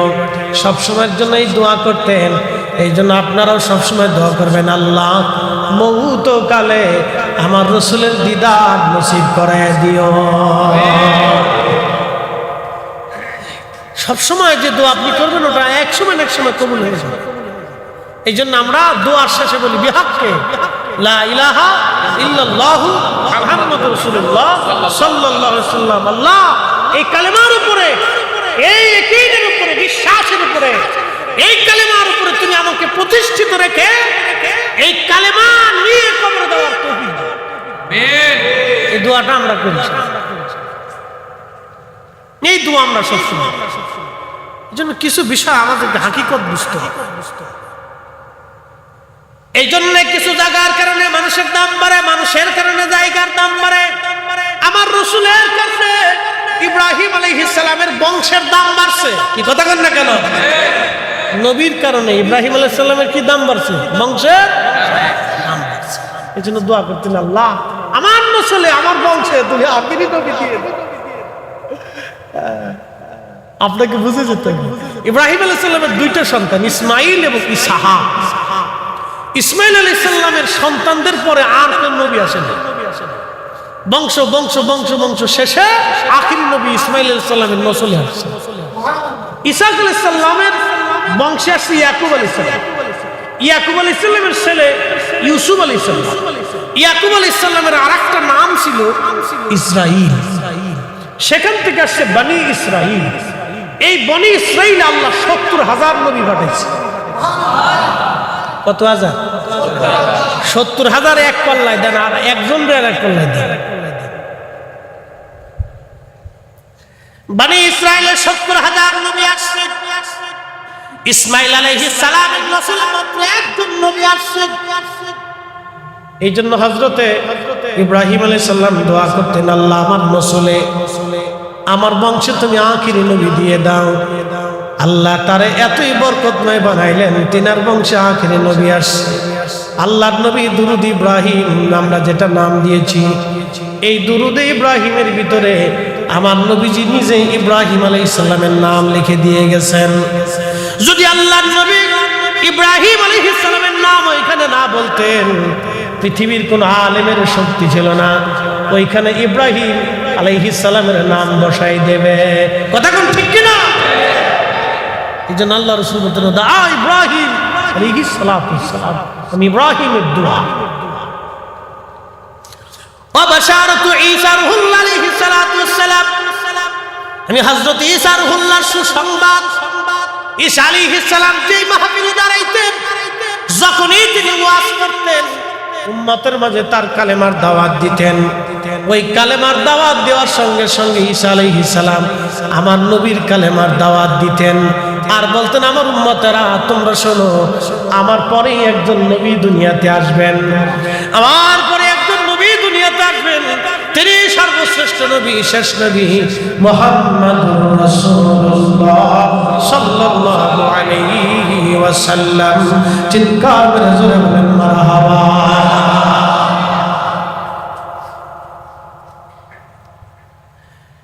আল্লাহর নবী আরো ডাকতে বলেন, সাহাবীরা তোমরা শুনিয়া নাও, সাহাবীরা আল্লাহ রাব্বুল আলামিন যখন আমার মায়ের রহম থেকে দুনিয়াতে আমার আনলেন, আমার মা দেখলেন খারাজা মিনহা নূর, আমার মায়ের ভিতর থেকে নূর মুবারক বের হয়ে যায়। জোরে জোরে কি মুবারক? জোরে বলেন কি কি বের হয়? নবী নিজে বলতেছেন, আমি মাঠ থেকে আসার সময় মা দেখছে নূর। শুধু নূর দেখেনি নাই, নূরের আলোতে সিরিয়ার রাজপ্রাসাদ, শামের প্রাসাদ, কুসুর শামের রাজপ্রাসাদ পরিষ্কার দেখা গেছে। আরব থেকে, মক্কাতুল মুকাররমা থেকে, জাবাল আবু কুবাইসের পাহাড়ের পাদদেশে আল্লাহর হাবিবের পবিত্র গৃহ মুবারক, ঘর মুবারক থেকে হযরতে হামেনা রাদিয়াল্লাহু আনহা তিনি দেখেছেন কুসুর শাম, সেই নূরের আলোতে শামের রাজপ্রাসাদ দেখা যাচ্ছে। সেটা রোমানদের রাজপ্রাসাদ ছিল, রোমান সাম্রাজ্যের রাজধানী ছিল। সেই প্রাসাদ পরিষ্কার মতো দেখা যাচ্ছে। একসাথে বলা যাবে আল্লাহু আকবার। আল্লাহর নবী বলতেছেন যে আল্লাহ রাব্বুল আলামিন আম্মাজানকে দেখেন, মায়ের ভিতর থেকে নূর মুবারক বের হয়ে আসে। শুধু এইখানে শেষ না, ইমাম মোল্লা আলী কারি মাক্কি আল মাওরিদুর রাফি ফি মাউলিদিন নবী সাল্লাল্লাহু আলাইহি সাল্লাম এই কিতাবের মধ্যে তিনি লিখতেছেন, আমার নবীজি ধাত্রীমা ছিলেন হযরত হালিমাতুস সাদিয়া রাদিয়াল্লাহু আনহা। তিনি আসতেছিলেন মক্কাতুল মুকাররমায় ধাত্রীমা হওয়ার জন্য। হযরত হালিমা বললেন, দুনিয়ার মানুষে আমার ঘরের মধ্যে বড় অভাব এসে গেল, ক্ষুধার কারণে আমি জীর্ণ শীর্ণ হয়ে গেলাম, আমার উটের দুধ পর্যন্ত কমে গেল, গাধা পর্যন্ত দুর্বল হয়ে গেল, আমার ছোট্ট বাচ্চাটা দুধ না পেয়ে জীর্ণ শীর্ণ হয়ে গেল, এতই পরিমাণে অভাব। চিন্তা করলাম মক্কাতুল মুকাররমে একবার যাইয়া যদি একটা বাচ্চা ধাত্রী হিসেবে নিয়ে আসতে পারি, তাহলে মোটা অঙ্কের কিছু পয়সা করে আমি পাব। সেই আশা নিয়ে সুদূর তায়েফ থেকে রওনা করলাম। যারা হালিমাতুস সাদিয়া রাদিয়াল্লাহু আনহার বাড়ি তায়েফে গিয়েছেন, সেটা বহু দূর, এখন তো রাস্তা হয়ে গেছে, তখন রাস্তাঘাটও ছিল না, পাহাড়ি আঁকা বাঁকা ওই চিকন জীর্ণ শীর্ণ রাস্তা বেয়ে বেয়ে তারা আসতো। কি কঠিন জমানা ছিল সেই দিন। হালিমাতুস সাদিয়া রাদিয়াল্লাহু আনহা বলেন, স্বামীকে সাথে নিয়ে ছোট্ট শিশু আমার কোলের বাচ্চাকে কোলে নিয়ে রওনা হয়ে গেলাম। আমার ছোট্ট মেয়েটাও সাথে ছিল। একটা উট একটা গাধায় চড়ে আমরা সবাই রওনা হয়ে গেলাম। খুব জীর্ণ শীর্ণ, ধীরে ধীরে ধীরে ধীরে আস্তে আস্তে আমি যে সময় আসি তার 3 দিন আগে সবাই বাচ্চা কাচ্চা নিয়ে চলে গেছে। আমি 3 দিন পরে মক্কায় ঢুকলাম। এসে দেখি সারা মক্কার ভিতরে কারো বাড়ি কোনো সন্তানাদি নাই। আহা, সারা মক্কাতে কারো বাড়ি কোনো বাচ্চা নাই। একটা বাচ্চা আছে আমেনার ঘরে, আব্দুল্লাহর সন্তান, কিন্তু সে মারা গিয়েছে। তারা গরিব, বাবা ঘরে নাই, কে আমাদের এই ভরণ পোষণ দিবে? অর্থ গরিব, কে বিনিময় দিবে? কেউ নাই, এতিম বাচ্চা ছিল না। স্বামীকে বললাম, স্বামী চলো আমরা তায়েফে ফিরে চলে যাই।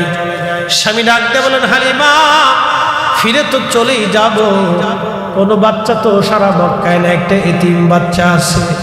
হালিমা রে, ফিরে তো চলেই যাবো রে হালিমা, একটা বার চলো, বাচ্চা নেই বা না নেই, চেহারাটা দেখে আসি কেমন। চেহারাটা দেখে আসি। মিলাদুন নবীর মাহফিলে অনেকে পছন্দ করবে না, কিন্তু একটাবার যদি আইসা বসে চিন্তা করি দেখে আসি কেমন, তাও তকদির ঘুরে যেত, তাও তকদির ঘুরে যেত। ফতোয়া তো পরে দেন, ফতোয়া পরে মারেন, একবার আসেন বসেন, তকদির ঘুরে যেত। কথা কান না, একবার আসেন বসেন, তকদির ঘুরে যেতে। হালিমাতুস সাদিয়া দেখে বলেন, স্বামী তাহলে চলেন, একটা নজর দেখে আসি বাচ্চাটা কেমন। হালিমাতুস সাদিয়া বলেন, আমরা ধীরে ধীরে গেলাম জাবালে আবু কুবাইস, পাহাড়ের পাদদেশ।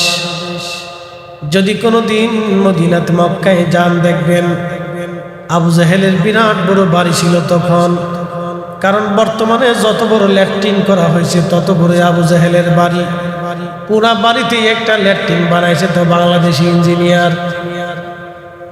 মারহাবা কর, ওই ল্যাট্রিন যে বানাইছে বাংলাদেশি ইঞ্জিনিয়ার বুদ্ধি দিছে, এইখানেই বানায়। আল্লাহু আকবার, বাঙালি বলে কথা, বিরাট বুদ্ধি দিয়ে দিচ্ছে সৌদি সরকার, এইখানেই বানাইছে। আবু জাহেলের বাড়ি একবার সুন্দর করে মেপ করে জায়গা কাইটে দিয়ে সুন্দর করে বানাই দিচ্ছে, এইখানেই বানায়।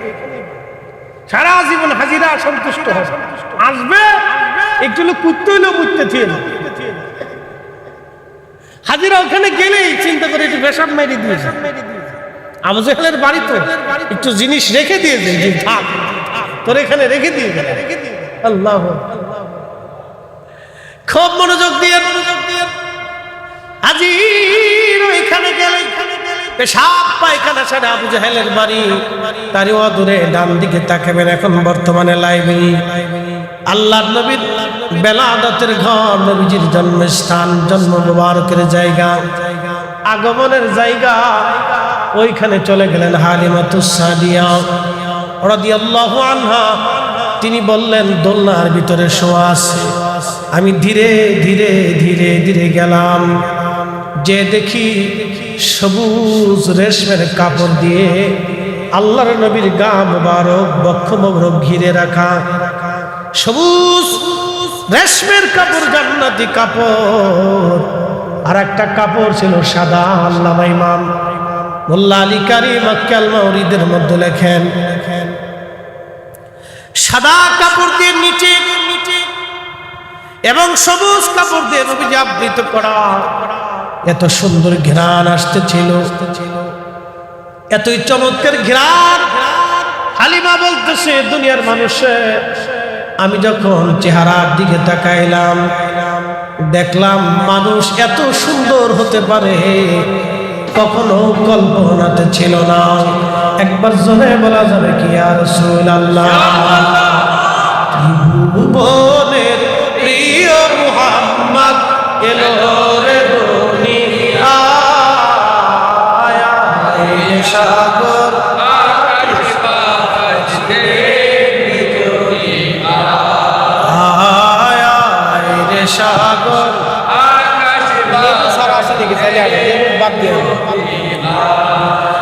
ধুলির ধারা বেহেশত আজ জয় করিল দিল রে লাজ, আজকে খুশির ঢল নেমেছে ধূসর সাহারায় রে সাগর আকাশ বাতাস দেখবি যদি আয় রে সাগর আকাশ বাতাস দেখবি যদি দেখ আমেনা মায়ের কোলে দোলে শিশু ইসলাম দোলে, কচি মুখে শাহাদাতের বাণী সে শোনায়, আয় রে সাগর আকাশ বাতাস দেখবি যদি আয় রে সাগর আকাশ বাতাস দেখবি যদি। প্রিয় মুসলমান, খুব মনোযোগ দিয়ে আল্লাহর নবী হালিমাতুস সাদিয়া রাদিয়াল্লাহু আনহা বলেন, দুনিয়ার মানুষে এত সুন্দর চেহারা আমি কোনোদিন আর দেখি নাই। চেহারা খানা দেখার পরে আমি ওই নবীর মায়ায় পড়ে গেলাম, আমি রাসূলের মহব্বতে ভালোবাসায় আমি আবদ্ধ হয়ে গেলাম। স্বামীরে বললাম, স্বামী পয়সা দাও বা না দাও, পাই বা না পাই, এই সন্তান না নিয়ে আমি যাব না।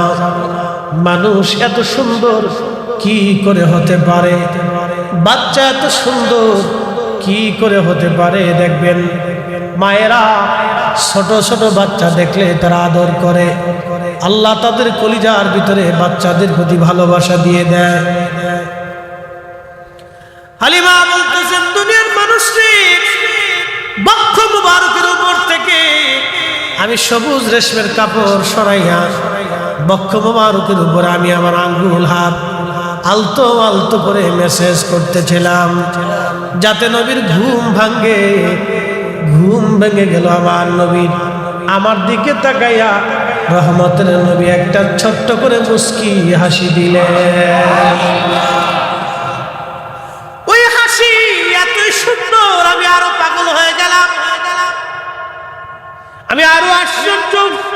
মোল্লা আলী কারি মক্কি কিতাবের মধ্যে লিখতেছেন, জুলফি মুবারকের মাঝখানে কপাল মুবারক, এই কপাল মুবারকের মাঝখান থেকে একটা নূর মুবারক বের হলো।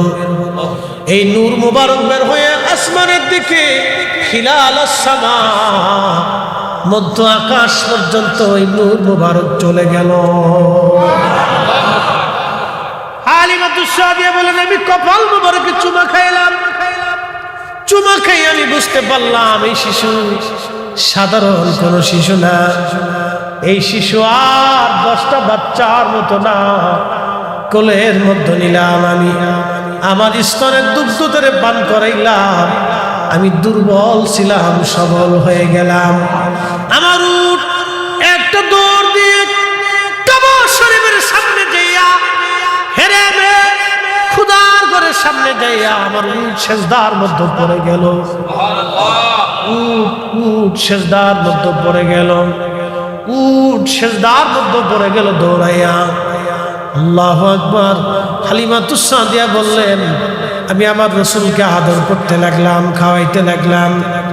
স্বামী উট নিয়ে এসে দহন করার জন্য উট দহন করলেন। এক কাতরা দুধ হতো না, যে উটের পাতিল ভরে দুধ নিয়ে আসলেন স্বামী। এসে ডাক দিলেন, হালিমা, টাকা না পাইলেও এই বাচ্চা ছাড়া আমরা তায়েফে ফিরে যাব না রে হালিমা। এটা কেমন বরকতের বাচ্চা রে হালিমা, আজকে উট এত পরিমাণে দুধ দিয়েছে, আমার সংসার যেন বরকতে ভরে গেছে। সারা রাত্র আমরা এমন আরামে আনন্দে কাটাইলাম। হালিমাতুস সাদিয়া বলেন, আমাদের অভাব সেই দিন থেকে দূর হয়ে গেল। নবীরে পাইয়া আমার বারবার কাবা শরীফের সামনে যে সেজদায় পড়ে যেতে লাগলো। জোরে বলা যাবে আল্লাহু আকবার। বনের যত পশু ভক্তি করতই দুই চরণ, ওরে বনের যত পশুগণ ভক্তি করতই দুই চরণ। মেঘমালা ছায়া দিত গায় গো নবীজি, আপনাকে দেখিবার মনে চায়, আপনাকে দেখিবার মনে চায় গো নবীজি, কোন সাধনে পাইব তোমায়। সালাতু আলাইয়া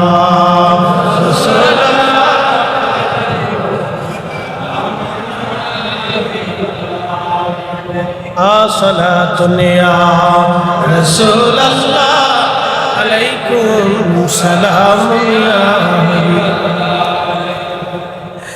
হালিমাতুস সাদিয়া রাদিয়াল্লাহু আনহা বলে, দুনিয়ার মানুষে বিদায় নিব, গাধার পিঠের উপরে চড়ছি, আমার পেয়ারা নবীকে আমি কোলের মধ্যে নিলাম। হযরতে সাইয়্যিদা আমিনা রাদিয়াল্লাহু আনহা, যিনি ওই জমানার তাহেরা তয়্যিবা, আল্লাহর নবী বলতেন, উম্মত তোমরা শোনো, তুনকালু মিন সালিবিন ইলা রাহিমিন ইজা মাদা আলামুন বাদা তবা। আমাকে আল্লাহ সুল থেকে রেহেম, রেহেম থেকে সুল, পর্যায়ক্রমে পৃথিবীতে আদম সফিউল্লাহ থেকে নূরে মুহাম্মদী হযরত আব্দুল্লাহ আমিনার রেহেমের মাধ্যমে দুনিয়াতে আসছে। আল্লাহর নবী বলতেন, ওই নূরে মুহাম্মদী আমি নবী যে রেহেমে সেকেব ছিলাম, তারা ওই জমানার তাহের তয়্যিব, তাহেরা তয়্যিবা। আমার আব্বা ছিলেন তয়্যিব এবং তাহির, আমার মা জননী ছিলেন তাহেরা তয়্যিবা। আমার মায়ের মতো, বাবার মতো পবিত্র পুরুষ, পবিত্র নারী ওই জমানাতে আর একটাও ছিল না। একবার জোরে বলবেন কি মারহাবা। আমার আব্বা আম্মার মতো তাহির এবং তয়্যিব না শিরিক, কোনদিন কোন মূর্তির সামনে মাথা নত করেন নাই, কোন পাথরের সামনে মাথা নত করেন নাই। এক আল্লাহ ব্যতীত দ্বিতীয় খোদায় বিশ্বাসী ছিলেন না আমার আব্বা এবং আম্মা। আমার আব্বা আম্মা কুফরি, জাহিলিয়াতের কোন কুকর্ম, কোন খারাপি, শরাবি, নাপাকি, হারামি কোন কাজে আমার আব্বা আম্মার গায়ে বাতাস পর্যন্ত লাগে নাই। সুবহানাল্লাহ বলবেন। কত পবিত্র ছিলেন। আর আমাদের দেশের কিছু পাগল, কিছু অসুস্থ, এরা বলে রাসূলের আব্বা আম্মা জাহান্নামে। মানুষের বিবেক কতটা নিকৃষ্ট হয়ে গেছে, কত নিকৃষ্ট নিচু হলে, বিবেকের নিকৃষ্ট নিচু হলে মানুষ একজন পবিত্র সতী সাধব নর নারীকে কাফির পর্যন্ত বলে। আল্লাহ কোরআনে বলছেন, তাকাল্লুবাকা ফিস সাজিদিন, নবী গো আপনাকে আমি সিজদাকারীদের মধ্যে আবর্তন বিবর্তন করে পৃথিবীতে আনছি, আপনি সিজদাকারীদের মাধ্যমে এনেছি আপনাকে। আপনি যেই রেহেমে সেকেবে ছিলেন, তারা কোনোদিন কোনো সময় কোনো মুহূর্তে কুফরি করে, নাপাকি, সারাবি, হারাবি, খারাবি, নিকৃষ্ট কোনো সোয়া, কোনো বাতাস তাদের শরীরে কখনো লাগে না। এত তাহির এবং তৈব ছিলেন তার আব্বা, তাহির এবং তৈবা ছিলেন নবীর আম্মা, এত পবিত্র। তাদেরকে বলে তারা কাফির ছিল। ঠিক ওদের বিবেকে কতটা নিকৃষ্ট হলে, অসুস্থ হলে যারা এই আকীদা, এই মিথ্যা বিশ্বাস মুসলমানদের কলিজার ভিতরে ঢুকিয়ে দিয়ে মুসলমানদেরকে জাহান্নামী বানানোর চেষ্টা করতেছে, এগুলি থেকে আল্লাহ আমাদেরকে হেফাজত করুন সকলে বলে। আর আমরা বললেই বেদাতি হই, আমরা বললে কি হয়?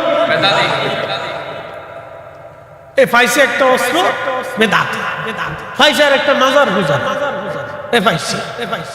আচ্ছা বলেন, কোন মাজারে জটালা, বটালা, সটালা, পটালা, আগালা, পাগলা, নামজুটি, হিরুঞ্চি, বদমাস এগুলো থাকুক, আমরা কোনোদিন চাইছি না?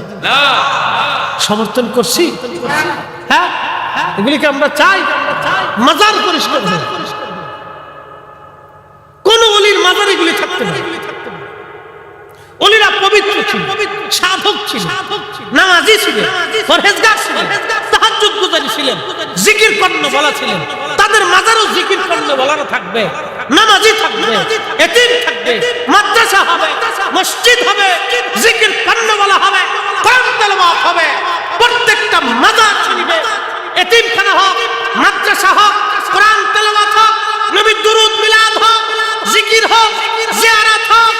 এই আপনার প্রত্যেক মাজারে, মসজিদে তালিম তরবিয়ত চলুক, তরিকতের ওজিফা কালাম চলুক, ওয়াটালা জটালা, এই হাবিজাবি, আন্দা গাছা মাছা, মদ জুয়া আসর, এইগুলিকে আমরা ঘৃণা করি, বয়কট করি। কথা বলেন ঠিক না?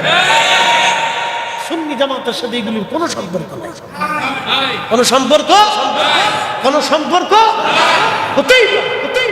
আমাদের দেশে একদল আছে মাজার ব্যবসা করে। হুজুর সেটা কেমন? খান জাহান আলীর মাজারে চলে,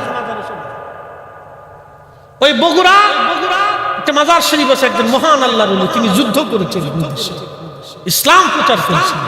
আল্লাহু আকবার। বগুড়াতে সেই মুকাম তলে এখনো তার মাজার আছে, চলে যান, যা দেখবেন আম দুটি, গান দুটি, এই কিছু মাজার ব্যবসায়ী গাঁজা ব্যবসা করে, এই নাহিল মহিলা পুরুষ আসে, এরা মানুষের কাছ থেকে টাকা নেয়। আমি এক মাজারে গেছি, যাওয়ার পরে বলতেছে, হুজুর এই মাজারের উন্নয়ন কাজে 500 টাকা দিয়েছে। আমি বললাম, কে টাকাটা নিবে? বলতেছে এই মাজার কর্তৃপক্ষ নিবে। মাজার কি উন্নয়ন করবে? সব জায়গায় তো বিল্ডিং সিল্ডিং সবকিছু দেখি, কি হবে এখানে? কি কোনো এতিমখানা আছে? বলে না, তা নাই। আমি বললাম, কি কোনো গরিবখানা আছে? বলে তা নাই। তো তা না, তাহলে তো আমি 500 টাকা দিয়ে কি করবো? চিন্তা করলাম, দেখি করেটা কি। তো আমি 20 টাকা এক জায়গায় থুয়ে আসছি। ও 20 টাকা সরাই না, বলতেছি হুজুর 500 টাকা দিতে বললাম, আপনি 20 টাকা দিলেন। আমি বললাম, টাকা 500 না 20 টাকা তুই বুঝলি কেমন? আমি তো নিয়ে আসছি। বলো তুই নিলি, কথা কি খারাপ বেশি? আমি তুই নিলি কোনো, নেওয়ার কথা তো কর্তৃপক্ষতে, তুই নিলি কে? তাহলে 500 টাকা দিলে তুই ঠিকই চুরি করতি। আমরা তোরা এই সমস্ত ধান্দা ব্যবসা করার কারণে আজকে সুন্নতের বদনাম হচ্ছে, ওলিদের দুর্নাম হচ্ছে। মানুষ বলে মাজার ভেঙে দাও। আরে বেটা, শাহজালাল না আসলে, এই মাজার ওয়ালারা না আসলে দেশে ইসলামই আসতো না। কথা বলতে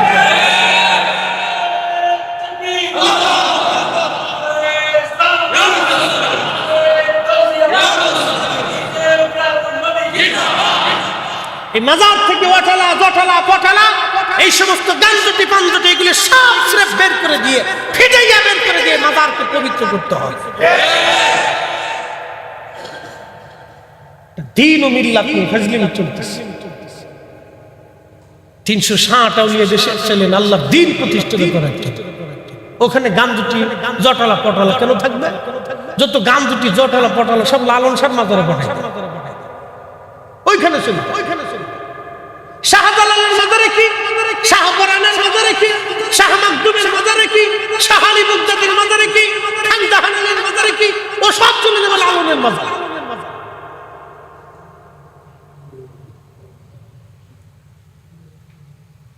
শোনেন, এই আমরা কথা বললে অনেকে ভাববে যে আমরা মানে উল্টো চলে গেছি। ওলিরা আসছিলেন দিন প্রতিষ্ঠিত করার জন্য, সুন্নাত প্রতিষ্ঠিত করার জন্য। কথা বলে ঠিক কি? এসেছিলেন এই কারণে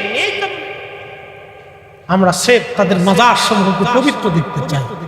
মাজারে মানুষ টাকা দিবে, মাজার শরীফকে কেন্দ্র করে মানুষ ওখানে হাদিয়া দিয়ে আসবে, ওখানে একটা এতিমখানা থাকতো। কথা ঠিক কিনা? এতিমখানা কারা? এতিম দুস্থ বাচ্চারা ওখানে থাকবে। ওই অর্থ দিয়ে এতিমদেরকে লালন পালন করা, ওই অর্থ দিয়ে দুস্থ গরিব মানুষের জন্য সেবা সুস্থতার ব্যবস্থা করা হোক। আমরা চাই এটা। তা না করে কি করে জানেন? সকরা করে খাদেম আছে, সকালে বিকেলে দুপুরে রাত্রে খাদেম গ্রুপ বসে। এই খাদেম গ্রুপ যা পায় পকেটে হান্দাই দিয়ে বাড়ি, আলিশান বিল্ডিং, বাড়ি গাড়ি সব করতেছে। সোরের দল কি কথা বল না? গরিবের হক, এতিমের হক মাইরে দিয়ে সোরের দল বাড়ি বিল্ডিং করতেছে। ওরা দুর্নীতি, দরবেশের মতো আর একশো।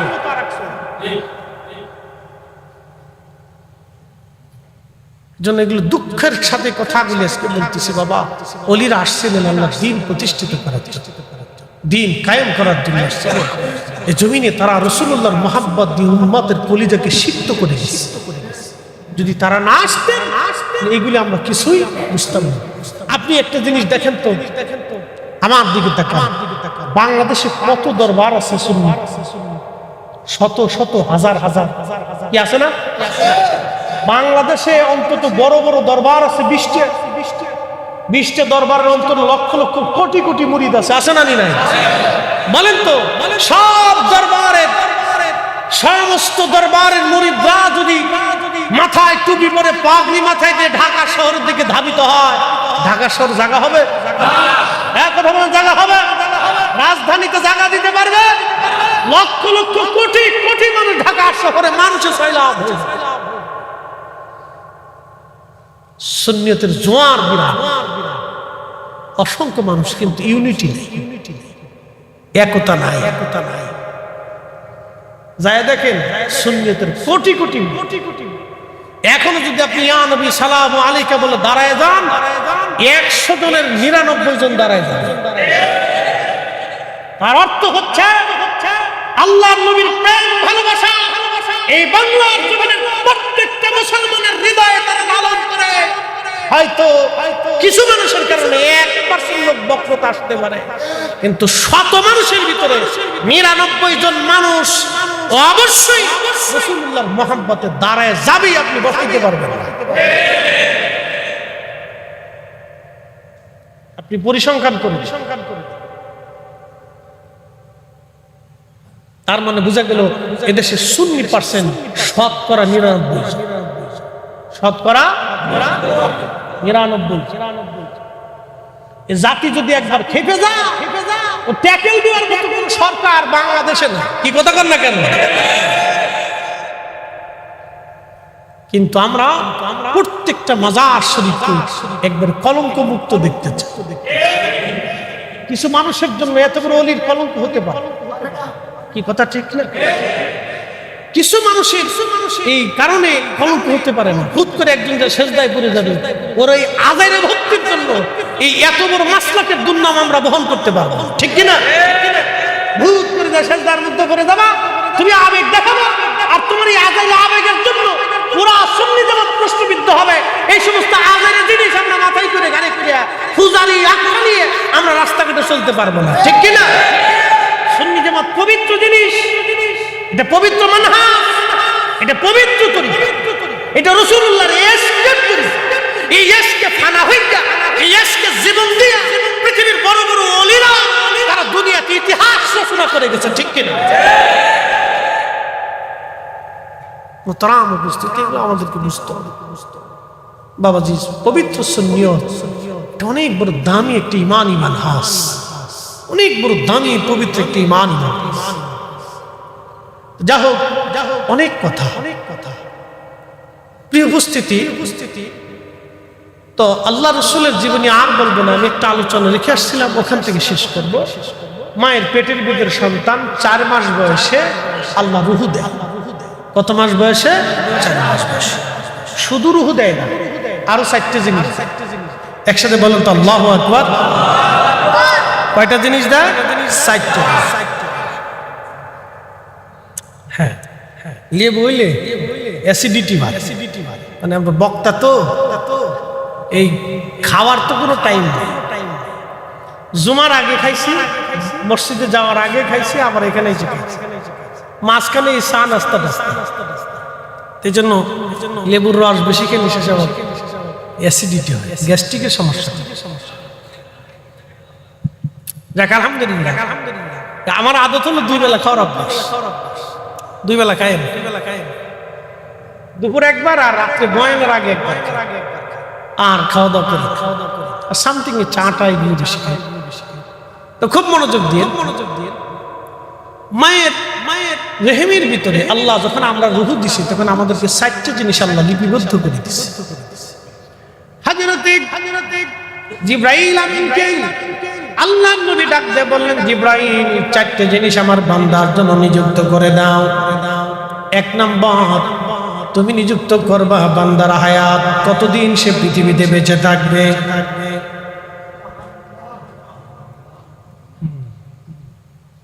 হায়াত শেষ, থাকার আর সুযোগ নাই। হায়াত শেষ, থাকার আর সুযোগ নাই। যদি সুযোগ নাই থাকে তাহলে আজকে থেকে চিন্তা, আল্লাহর নামাজ ছাড়বো না,